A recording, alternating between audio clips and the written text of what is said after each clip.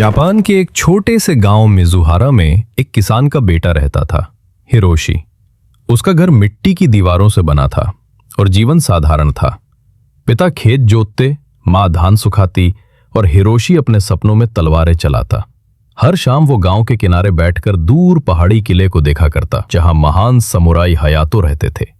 गांव के बच्चे कहते वो असली योद्धा है जो 100 दुश्मनों से अकेले लड़ सकते हैं। हिरोशी के भीतर आग जल उठती, लेकिन गांव के लोग हंसते, अरे किसान का बेटा तलवार नहीं हल चलाता है, तू अपने खेत संभाल, युद्ध नहीं।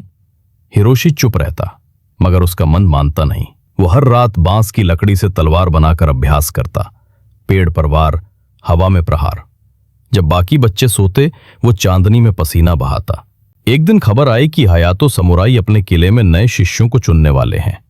पूरा गांव दौड़ पड़ा। हिरोशी के भीतर तूफान उठ गया। यही मौका है, उसने पिता से कहा। ओतोसान पिता, मैं परीक्षा देने जाना चाहता हूं। पिता ने थकान भरी नजरों से देखा। बेटा, वो योद्धाओं की जगह है, हमारे जैसे लोगों की नहीं।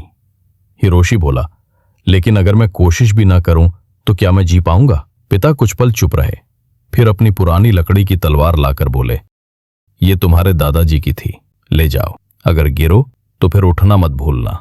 यही शब्द हिरोशी के दिल में गूंजते रहे। किले के द्वार पर सैकड़ों युवा खड़े थे, ताकतवर, तेज, आत्मविश्वास से भरे। हिरोशी सबसे छोटा और सबसे कमजोर दिखता था। घंटों तक उन्हें भारी पत्थर उठाकर पहाड़ी पर चढ़ना था। आधे लोग थक कर लौट गए। हिरोशी के कंधे झुक गए, सांस फूल गई, पर उसने खुद से कहा, कभी हार मत मानो।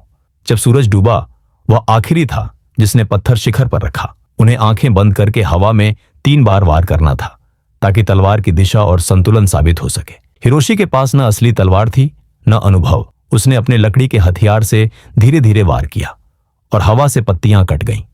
गुरु हयातो मुस्कुराए, जिसके मन में स्थिरता है वही असली योद्धा है। उन्हें जंगल में अकेला छोड़ दिया गया, बिना भोजन या मार्गदर्शन के, 5 दिनों के लिए। पहले दिन हिरोशी ने पेड़ों की छाल खाई, बारिश का पानी पिया। तीसरे दिन वह गिर पड़ा। भूख, ठंड और थकान ने उसके हृदय को तोड़ दिया। वह जमीन पर पड़ा रहा और बुदबुदाया, शायद लोग सही थे, किसान का बेटा समुराई नहीं बन सकता। रात घनी थी, तभी उसे पिता के शब्द याद आए, अगर गिरो तो फिर उठना मत भूलना। वह उठा, कांपते हाथों से अपनी लकड़ी की तलवार। मैं हार नहीं मानूंगा। उसने तारों की दिशा से रास्ता ढूंढा, पेड़ों की आवाज से दिशा पहचानी। 5वें दिन सुबह जब सूर्य उगा तो हिरोशी किले के द्वार पर खड़ा था, घायल पर जिंदा। हयातो गुरु ने देखा और बोले, तुम्हारे शरीर में ताकत नहीं, पर आत्मा में आग है। उन्होंने हिरोशी को किले में प्रवेश दिया। सालों तक हिरोशी ने साधना की, सुबह तलवार अभ्यास, दोपहर ध्यान, रात अनुशासन। कभी कभी वह थक जाता, पर हर बार खुद से कहता, कभी हार मत मानो। धीरे धीरे उसने अपने डर पर विजय पाई। वह वही लड़का नहीं रहा जो बांस की तलवार से सपने देखता था। अब वह एक सच्चा योद्धा बन चुका था। कई वर्षों बाद जब युद्ध छिड़ा, हयातो ने हिरोशी को गांव की रक्षा का दायित्व दिया। वह लौटा, वही मिट्टी का घर, वही खेत, वही लोग।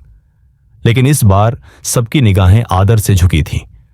जब दुश्मन सैनिक गांव की ओर बढ़े तो हिरोशी ने अकेले उनका सामना किया। लकड़ी की तलवार से शुरू हुआ सफर अब असली कतना से खत्म हुआ। युद्ध खत्म हुआ, गांव बच गया।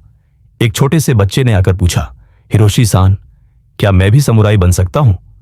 हिरोशी मुस्कुराया, बच्चे के कंधे पर हाथ रखकर बोला, अगर तुम्हारे दिल में हार मानने की जगह नहीं है तो तुम पहले से ही समुराई हो। मोरल, कभी हार मत मानो। उस दिन से मिजुहारा गांव में एक कहावत बन गई, तलवार से नहीं, जज्बे से योद्धा बनता है। और जब भी कोई बच्चा गिरता, पिता उसे उठाकर कहते, याद रखो, हिरोशी की तरह कभी हार मत मानो।